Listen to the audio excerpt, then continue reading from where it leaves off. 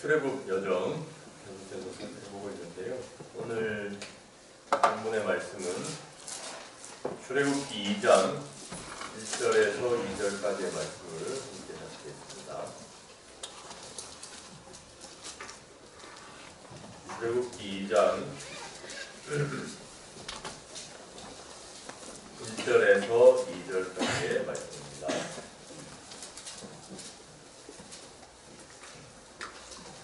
출애굽기 2장 1절과 2절 제가 낭독하겠습니다.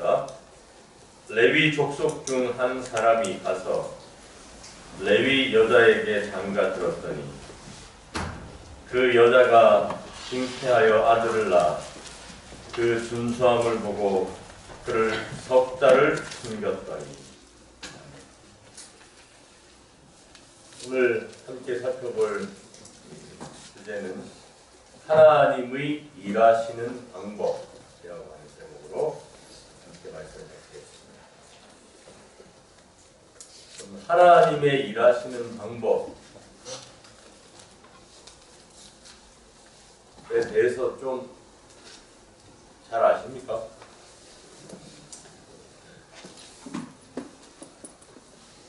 시골에 가면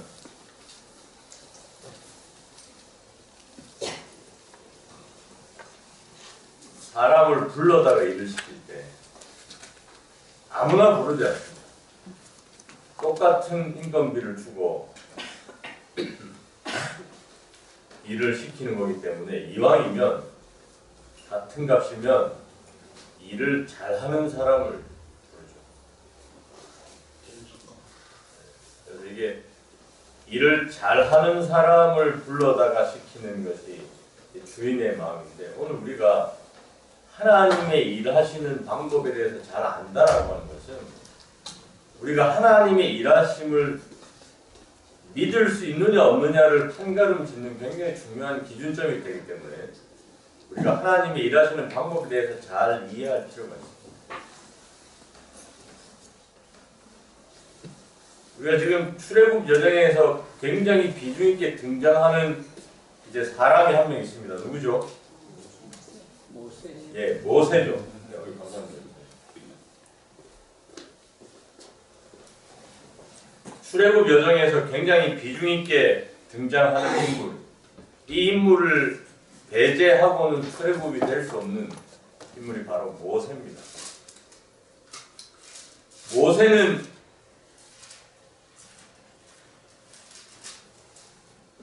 누구의 아들입니까? 모세는 유명한데 모세 아버지는 별로 안 유명해요. 제가 우리 교단 안에서 자라보니까 항상 저희 아버지가 저보다 유명하더라고요. 누구 아들이라고.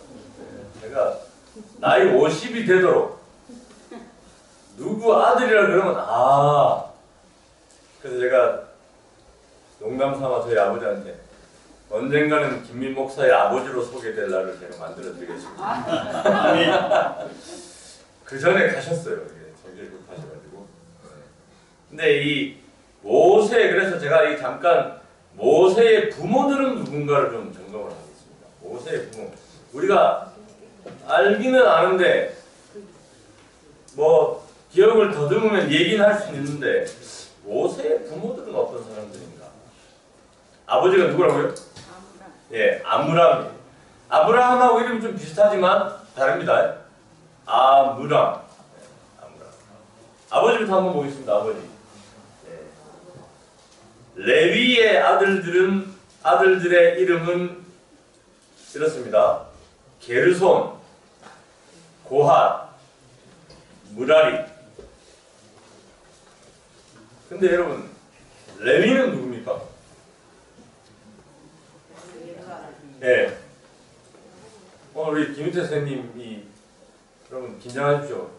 김윤태 선생님이 올해 성경 일독 하시려고 시작하셨는데 벌써 창세기가 끝났다고 합니다.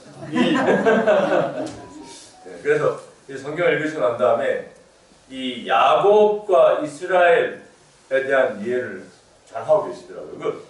이스라엘의 12아들 중에 한 명이 레위였죠.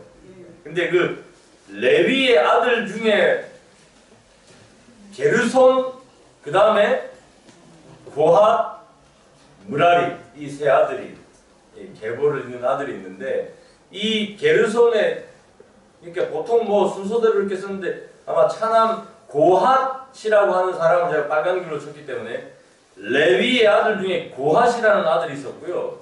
그 다음 민수기에 봤더니 고핫의 아들들은 그 가족대로 이러하니 아므람과 이스할과 헤브론과 우시엘이요. 자, 그럼 정리가 되죠. 야곱, 레위, 고핫, 아므람, 이렇게 계보가 해줍니다. 그리고 난 다음에 아므람이 그 아비의 누이 요게벳을 아내로 취하였고 그 아론과 모세를 낳았습니다. 아므람이 손에 130세. 이렇게 해서 정리하면 이렇습니다. 레위, 고핫, 아므람, 모세. 그럼 이게 참 우리가 이 족보를 가만히 들여다보고 있으면 참 이게 하나님의 은혜가 느껴지는데, 요걸 아버지 아므람의 얘기를 잠깐 덮어놓고 엄마 얘기를 한 거예요. 어머니 아므람이 그 아비의 누이 요게벳을 아내로 취했어요. 자, 여기 성경을 잘 이해하셔야 됩니다. 아므람이 그 아비의 누이면 어떻게 됩니까? 그렇죠. 그러니까 아므람이 누구랑 결혼했어요? 고모랑 결혼했어요.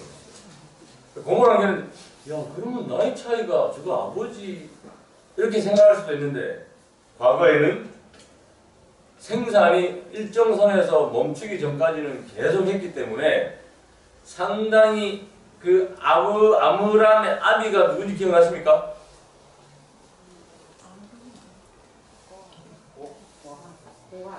고핫이죠. 네. 고핫이 상당히 늦게 출산, 그러니까 늦게 낳은 딸이었다. 그러니까 나이대는 그게 차이가 나지 않는데 아버지의 누이였지만 상당히 늦게 태어난. 그래서 그렇게 결혼이 가능했고요. 또 실제로 뭐 오늘날에는 이게 조금 받아들이기 힘든 정서이긴 하지만 과거 성경 시대에는 이것이 충분히 뭐 우리가 잘 아는 대로 이런 결혼이 성립이 됐던 시절이 있었기 때문에 그렇게 정리를 좀 하면 근데 실제로 민수기 26장에 이렇게 언급을 합니다. 아므람의 처의 이름은 요게벳이니 레위의 딸이. 그러니까 여기 보시면 레위에게서 고핫이 태어났기 때문에 아므람이 아비의 누이였다면 결국은 누구의 딸이 되는가 하면 레위의 딸이에요. 그러니까 레위의 딸이 요게벳이었어요. 여기에서 여기까지 정리를 하면 결국은 이제 두 사람 다 아므람도 레위 지파 출신이고 요게벳도 레위 지파 출신인데 우리가 여기에서 굉장한 성경이 정말 은혜다라고 생각할 수 있는 건 성경을 다 한번 풀어보시고 창세기 49장을 한번 보세요.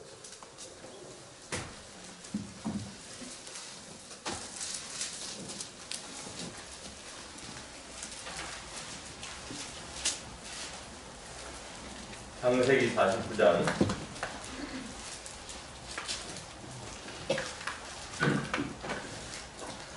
성경을 다 펴시고 창세기 49장 5절부터 있는 말씀을 읽겠습니다. 5절 시므온과 레위는 형제요 그들의 칼은 잔해하는 기계로다. 내 호나 그들의 모의에 상관하지 말지어다. 내 영광아 그들의 집회에 참여하지 말지어다.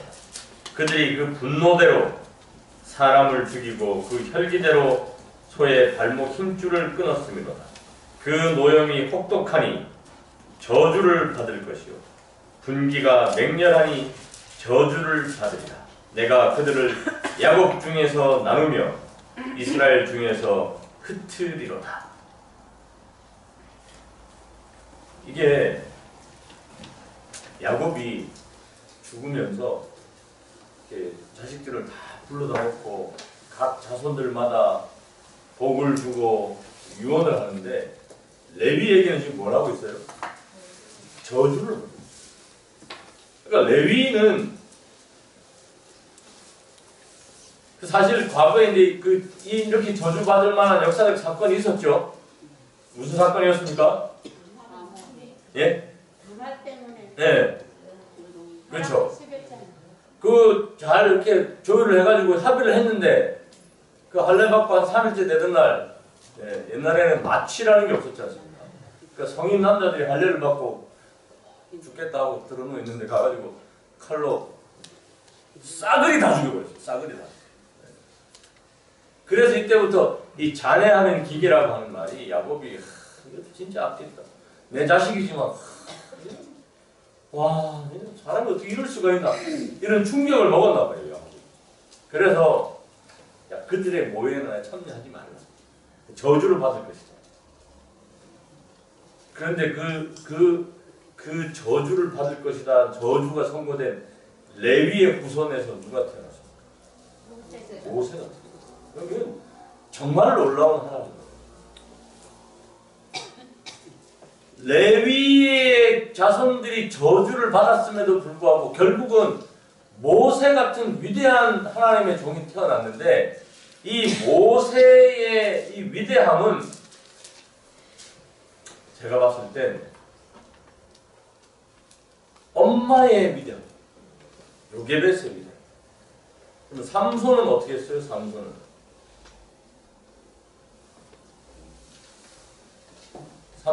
태어나기 전부터 천사가 나가지고 삭도를 그 머리에 대지 말라. 나시린이고 하나님 큰일 할 사람이니까 하고 계시를 줬어요. 근데 모세는 어때요? 모세 요게벳한테 아무런 언지가 없어요. 근데 요게벳은 믿음으로 뭐 했습니까?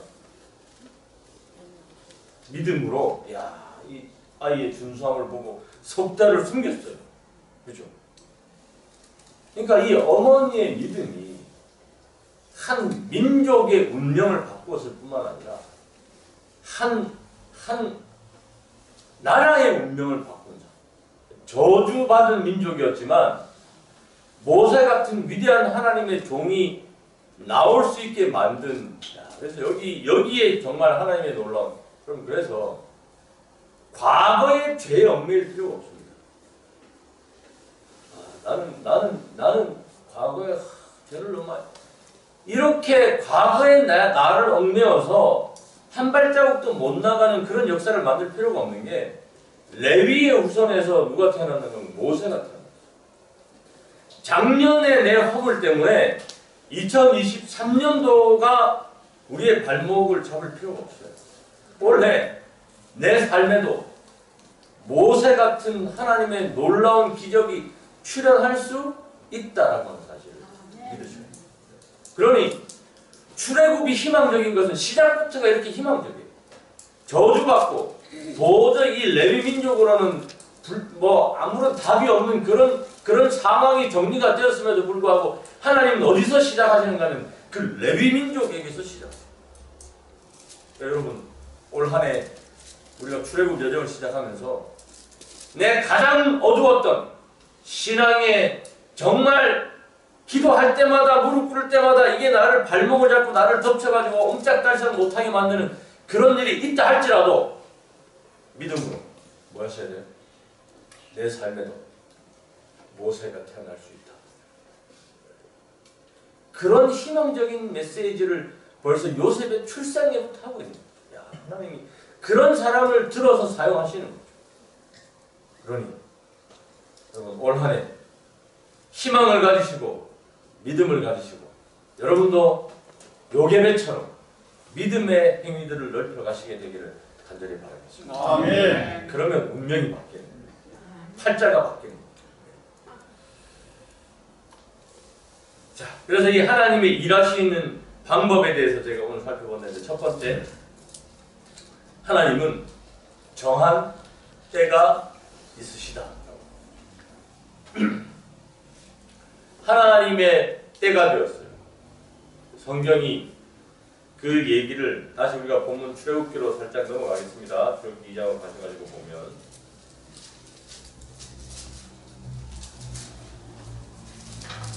그 여자가 잉태하여 아들을 낳았다. 때가 되었다. 마치 무슨 성경절을 보는 것 같으면 갈라디아 4장 4절을 성경절에 읽는 것 같죠. 때가 참에 하나님이 그 아들을 보내사 여자에게서 나게 하시고, 또 실제로 모세는 표상학적인 측면에서 예수님의 출생을 굉장히 많이 함축하고 있는 사람. 한 민족을 구원한다는, 한 나라를 구원한다는 이 상징적인 것 속에 이 지구를 구원하기 위해서 갓난아이로 태어나시는 예수님을 상징적으로 모세는 표상학적으로 가르쳐주고 때가 찼다. 그래서 하나님이 그 여자가 잉태하여 아들을 낳았다라고 하는 사실은 마치 갈라디아 4장 4절처럼, 그래서 하나님이 정하신 때가 있습니다. 그 때를 우리가 잘 분별하는 것은 우리의 몫입니다. 그래서 요게벳은 믿음의 눈으로 그 때를 봤어요. 하나님이 우리 민족을 구원하신다고 하셨는데 이 아이를 통해서 이 때가 그때인가 보다.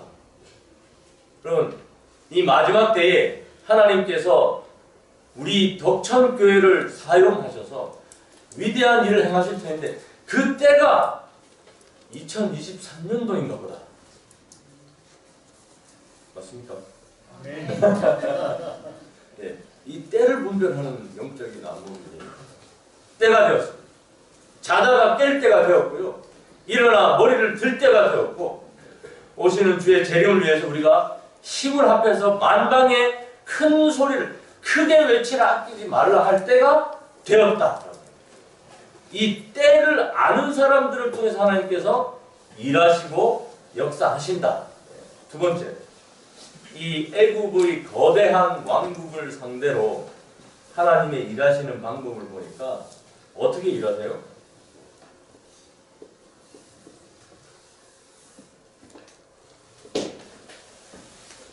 요렇게 일하지, 요렇게. 지금 이게 애굽의 대항마입니다. 애굽은 어떤 나라였습니까? 애굽은 네, 그야말로 어마어마한 나라예요. 요즘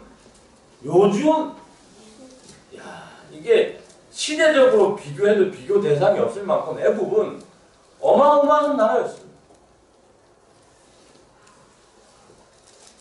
근데 그 나라에서 하나님의 백성을 데리고 나와야 되는데 그러면 어떻게 해야 돼요? 애굽을 이기려면 어떻게 해야 됩니까? 애굽보다 더 크고 강한 나라가 있어야겠죠. 그죠? 그런데 하나님이 그 애굽을 상대로 하나님이 일하시는 방법을 봤더니 뭘 준비하세요? 아기 한 마리.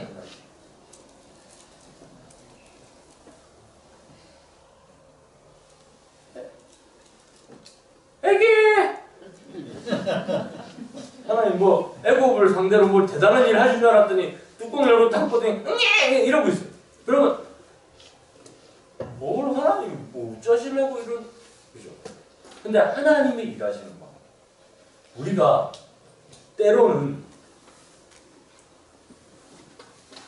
상식적인 눈으로 판단했을 때 말이 안 되고 뭐 이런 걸로 되겠냐 싶지만 하나님이 일하시는 방법은 하나님의 위대함은 여기 있는 거죠. 이 재림교회 초기 기초를 놓을 때 하나님이 일하시는 방법은 초등학교 중퇴자를, 엘렌 G 화이트 초등학교 중퇴, 그 사람을 들어서 이 재림교회 초석을 놓는 굉장히 중요한 사명을 그에게 맡기셨어요. 그러니까 여러분, 우리가 가진 것이 정말 때로는 보리떡 5덩이와 물고기 2마리가 전부인 것 같지만 하나님이 일하시는 방법은 그걸로 뭘 하실 수 있는 거예요? 그걸로 5,000명, 이 갓난아기였던 모세를 통해서 지금 애굽을 함락시키려고, 애굽을 몰락시키고 애굽을 깨부수고 하나님 백성들을 출애굽시키는 위대한 일을 이 갓난아기였던 모세를 통해서 시작하시려고 하나님이 애굽의 대항마를 갓난아기를 준비하셨어요. 그러니 내가 가진 것이 아무리 보잘것없어 보이고 내가 정말 나 같은 사람이 하나님 이렇게 생각될지라도 하나님이 나를 들어서 사용하시면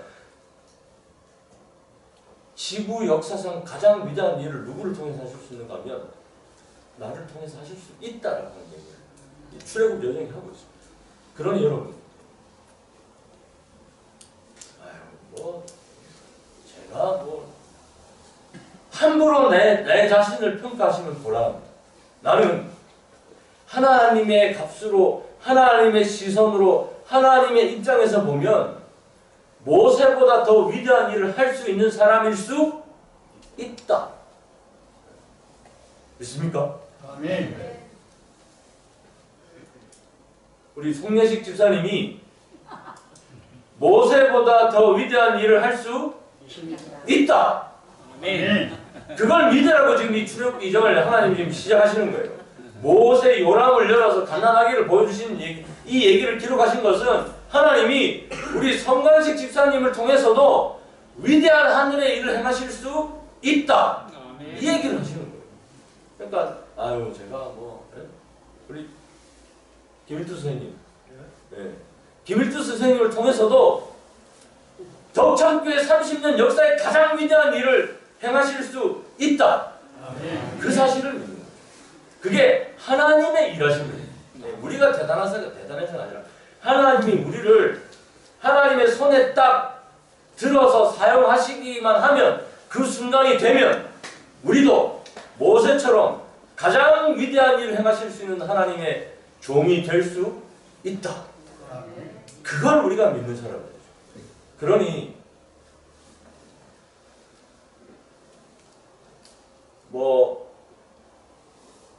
옆에 도천교회가 아무리 커도 우리가 기죽지 않습니다.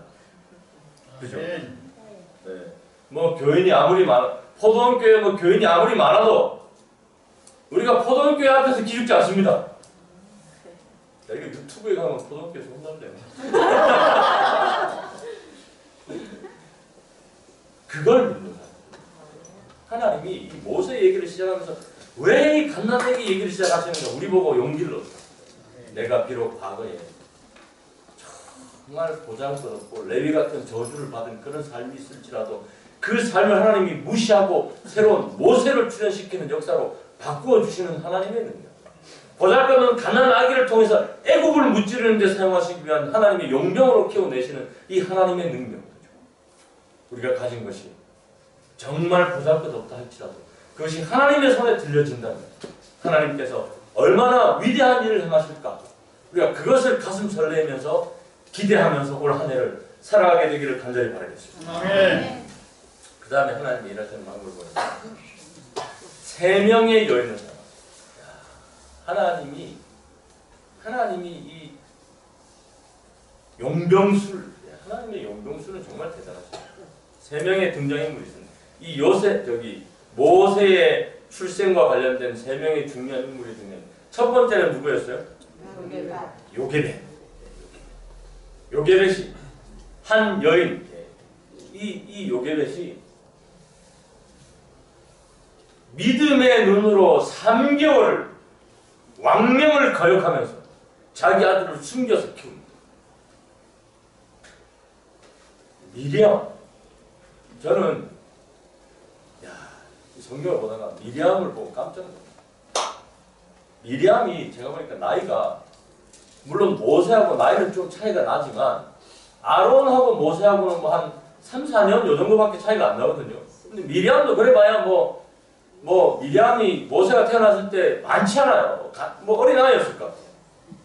나이 터울로 봤을 때. 그런데 요게벳이 갈대상자를 숲에 두고 오면서 누구한테 그 임무를 맡겼어요? 미리암한테, 누나한테 어떻게 되나 잘 봐라 이러고 갔어요. 간 엄마도 참 대단하죠. 제가 이 얘기는 다음에 다룰게요. 요게벳의 믿음 이런 것들은 다음에 다루기 때문에. 근데 미리암이 보다가 보니까 변수가 하나 생겼어요. 누가 들어옵니까? 공주가 와가지고 자기 동생 뚜껑을 열어. 근데 엄마는 지금 뭐라고 시켰냐면 무슨 일이 생기는지 잘 봐라. 그러면 자 여기가 제일 미리암하고 비슷하게 생긴 지훈아. 동생이 요람 속에 엄마가 뛰어놓고 무슨 일이 생기는가 봐라 했는데 공주가 와가지고 뚜껑을 열었어. 그럼 문제 어떻게 해야 돼? 네? 공주야. 한 나라의 공주고 나는 애국 시민도 아니고 종의 그냥 나. 이 친구가 어떻게 해야 돼요? 지훈이 비었다면 어떻게 하겠는데? 그렇죠. 엄마한테 전화해야 돼.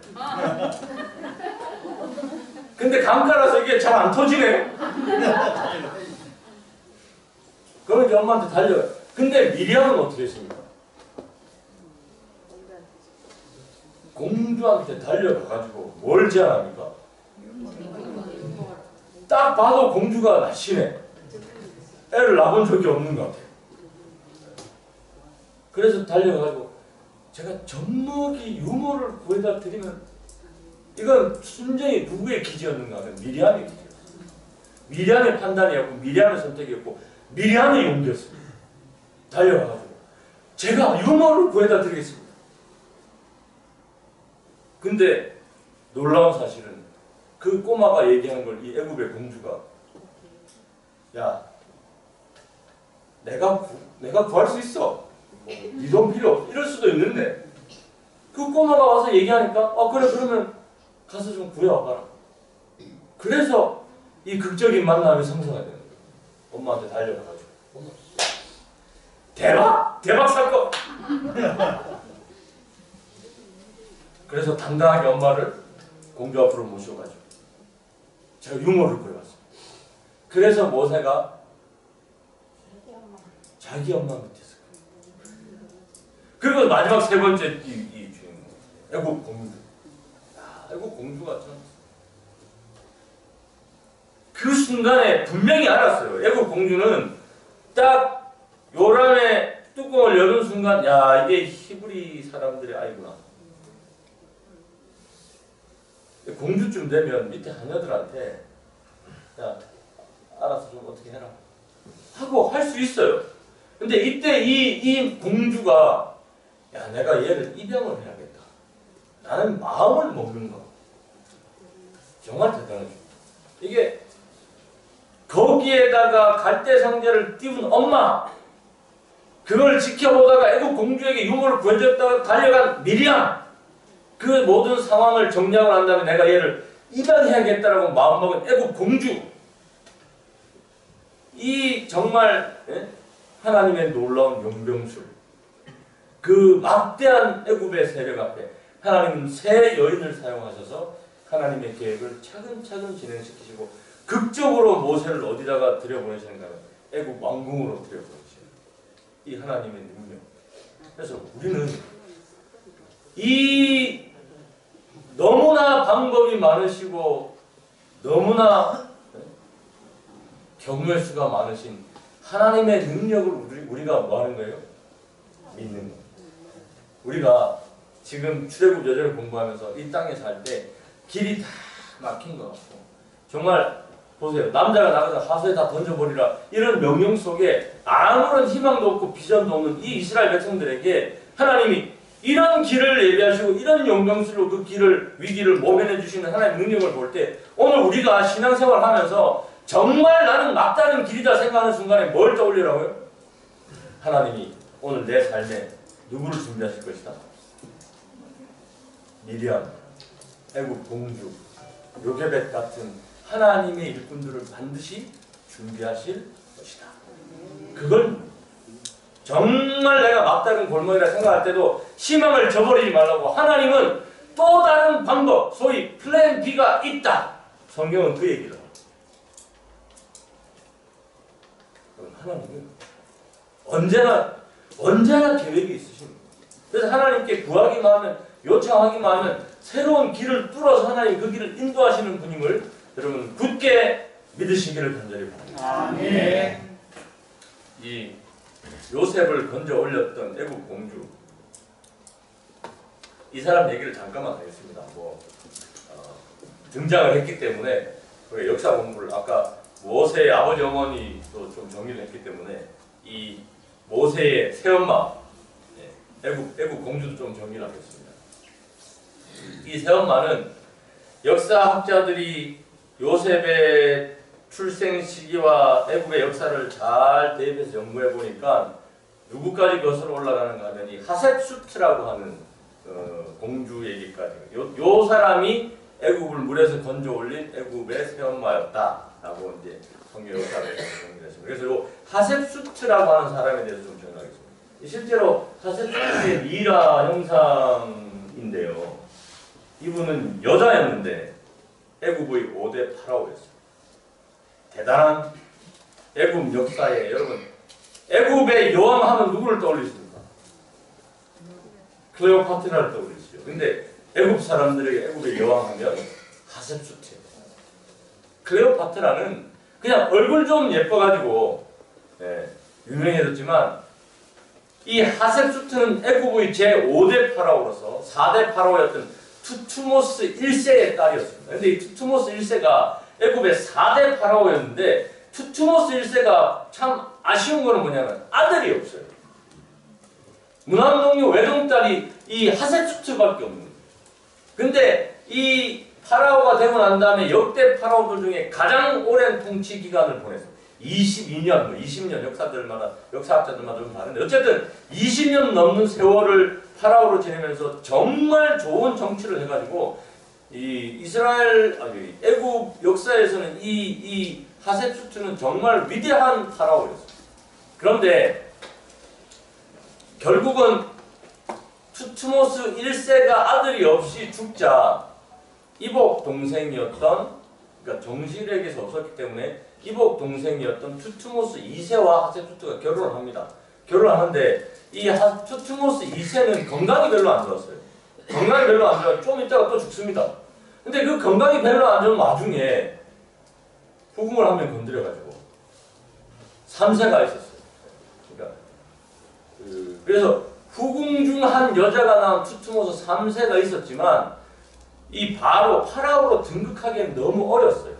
그래서 하셉수트가 정식 파라오로 선정을 하죠. 정식을 등장을 하고 했는데 나중에 보니까 얘가 시원찮아요. 그리고 이게 이게 사실 후궁의 그 정식 이게 아니다 보니까 이 하셉수트가 그냥 무시하고 계속 자기가 정치를 합니다.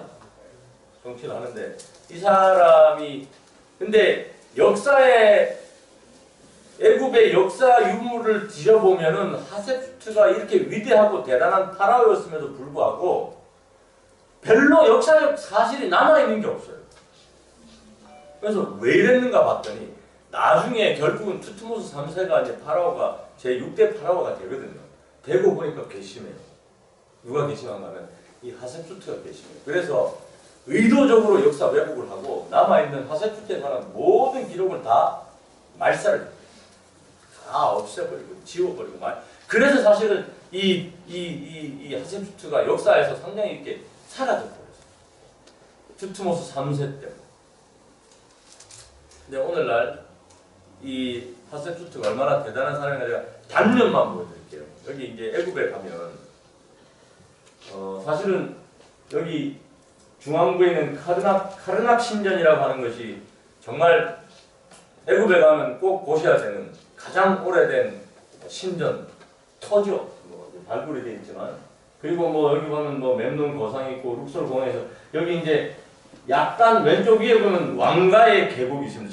재작년에 제가 설교할 때 잠깐 보여드렸었는데 이 왕가의 계곡은 역대 파라오들의 무덤이 모여 있는 곳이에요. 그래서 거기 가면 그냥 어마어마한 계곡에 전부 땅 밑으로 막 어마어마한 무덤들을 만들어놨습니다. 그런데 도굴꾼들이 돈 될 만한 건 다 파갔어요. 그렇게 다 파가도록 이 애굽 정부는 뭘 했나 생각했어요. 당첨되셨습니다. 유일하게 도굴꾼들이 못 파간 무덤은 하나 있는 게 이제 투탕카멘 이 사람 입구를 못 찾아가지고 이게는 투탕카멘 묘는 좀 특이하게 입구를 만들어가지고 다른 파라오 묘 들어가는 길에서 어떻게 들어가야 되는데 이걸 복잡하게 만들어놓으니까 도굴꾼들도 아무도 못 찾아가지고 도굴이 안 되고 나머지는 싸그리 다 웬만한 돈 되면 다 팔아요. 지금 거기 왕가의 계곡 가보면 그냥 그래도 화려합니다. 그 지하에다가 얼마나 화려하게 무덤을 만들었는데 그 바로 남쪽 옆에 계곡에 가면 하셉수트 장제전이라고 하는 신전이 있어요. 여기 이제 여기 왼쪽에 보면 왕가의 계곡 옆에 하셉수트 장제전이라고 있는데 이렇게 생겼어요. 가보면 제가 가보고 깜짝 놀랐어요. 최근에 무슨 건축을 새로 한 줄 알았어요.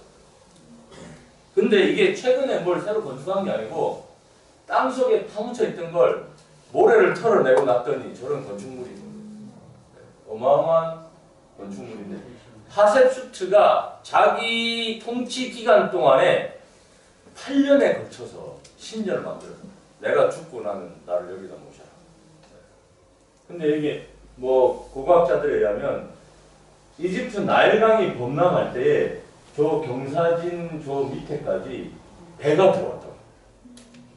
이게 대단한 사람들이에요. 여기 이걸 만들어 놓고 배가 들어오더라고. 근데 이렇게 보니까 별로 모르실 것 같아가지고 제가 위에서 찍은 사진. 네. 이렇게 생겼습니다. 하셉수트 장제죠. 그래서 이제 털어내고 고고학자들이 발굴해 보니까 저런 어마어마한.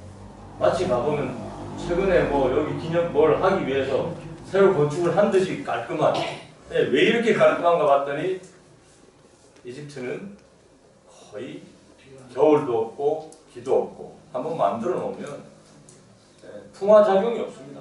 그래서 뭐 제가 그래서 하나 보여드리려고 요게 하셉수트가 만든 오벨리스크가 이제 땅속에 파묻혀 있는데 카르낙 신전에서 여러분 카르낙 신전에 가보면 이게 이제 거의 이게 지금 3,500년 전에 건축이거든요. 3,500년 전에 건축인데 옆에 카르낙 신전에 가보면 하셉수트가 만든 오벨리스크가 이렇게 파묻혀 있는데 건져 보니까 이게 이제 그 상부거든요. 한온 문양이 어제 판 것 같아요. 이게 3,000년, 3,500년 이렇게 지나도 풍화작용이 없으니까 그렇게 선명해요. 우리나라에 있었으면은 모서리도 다 달아서 없었을 거예요. 지금 모서리도 날이 쫙 서 있잖아요. 이게 이제 애굽이라고 하는 나라 특성 때문에. 그래서 이 사람들이 가보면요. 이게 이 귀한 물건이 만질 수 있다니까요. 이렇게 가이드 없을 때, 경비원 없을 때만 이런 데로 그냥 던져놨어요. 어마어마하게 많이 던져놨어요. 다막 3,000년, 4,000년 막 이렇게 됐다는 것들을 야외에다가 비가 안 오게 야외에다 다 던져놨어요. 근데 이런 대단한 건물을 지었던 여왕이 누구였는가 하면 모세의 세움. 그럼 우리 생각에는 야, 그럼 모세라는 사람은 하셉수트는 자기의 아이가 없었어요. 그러니까 왜 입양을 해야겠다는 마음 먹었는지는 약간의 동기는 우리가 이해가 됩니다. 그러면 우리 생각에는 그럼 모세는 잘 참고 기다렸으면 당연히 이 대단한 엄마가 왕위를 모세에게 승계하고 그럼 모세는 이 위대한 왕위를 물려받고 난 다음에 손쉽게 이스라엘 백성들을 해방시키고 할 수 있었어요. 그죠? 근데 하나님의 방법은 달랐죠. 요 얘기는 제가 다음에 또 다루겠습니다.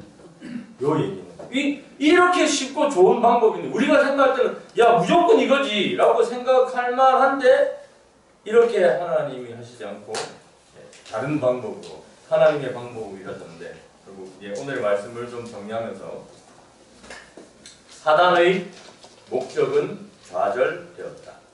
히브리인의 자녀들을 죽이라는 그 명령을 하나님께서는 그의 백성의 미래의 지도자를 훈련하고 교육하는 일에 활용하셨다.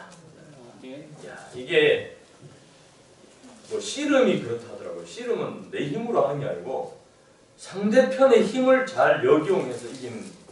하나님이 사단이 죽을 힘을 다해서 하나님의 계획을 좌절시키고 이 하나님의 백성을 지구상에서 씨를 말리기 위한 여러 계획들을 세웠는데 하나님은 그것을 역이용하셔서 하나님의 백성들을 위해서 미래의 지도자를 훈련하고 교육하는 일에 활용하셨다. 이게 하나님의 일하시는 방법.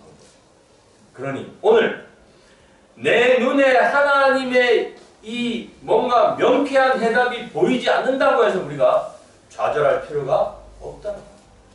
오늘 하나님은 훨씬 더 좋은 방법들을 가지고 계시고 때가 되면 그 길을 터서 우리를 더 좋은 길로 인도하실 것을 여러분 굳게 믿게 되기를 간절히 바랍니다. 그걸 믿기 때문에 우리가 뭘 할 수 있는가? 출애굽을 할 수 있는 거죠. 그걸 믿기 때문에 이 땅의 모든 미련을 버릴 수 있는 거죠. 올 한 해 우리가 아직도 내 발목을 잡는 이 땅에 미련이 남아있거든요. 여러분 이 위대한 하나님의 일하심을 믿고 과감히 다 떨쳐버리고 믿음으로 날마다 전진하시는 우리 모든 성도님들 되시기를 간절히 바라겠습니다. 아멘. 말씀 감사합니다. 여정에 행하시면서 저는 참이 422장 기도로 마치겠습니다.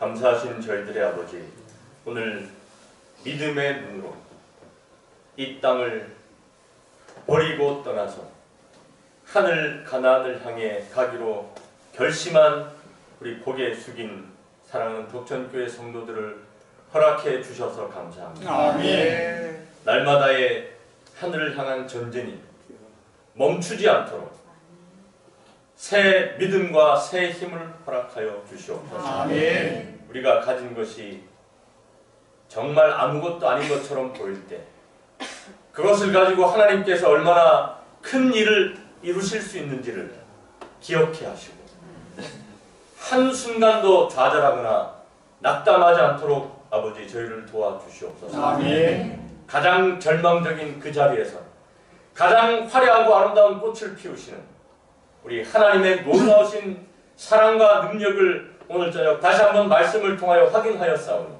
주님, 저희 모두에게 새로운 용기를 허락하여 주셔서 아멘. 오늘 넘어진 그 자리에서 일어나게 하시고 좌절한 그 자리에서 새로운 희망을 품도록 은혜를 허락하여 주시옵소서. 아멘. 거룩한 안식일 시간이 시작되었사오니 이 시간 속에 다시 한번 아버지 저희와 함께 동행하여 주시고 아멘. 저희를 품어주셔서 어떠한 악의 세력도 우리를 침범하지 못하게 은혜를 더하여 주시옵소서. 아멘. 돌아가는 모든 발걸음들을 주님의 강한 천사로 지켜 보호하여 주시옵기를 예수님 이름으로 기도드리옵나이다. 아멘.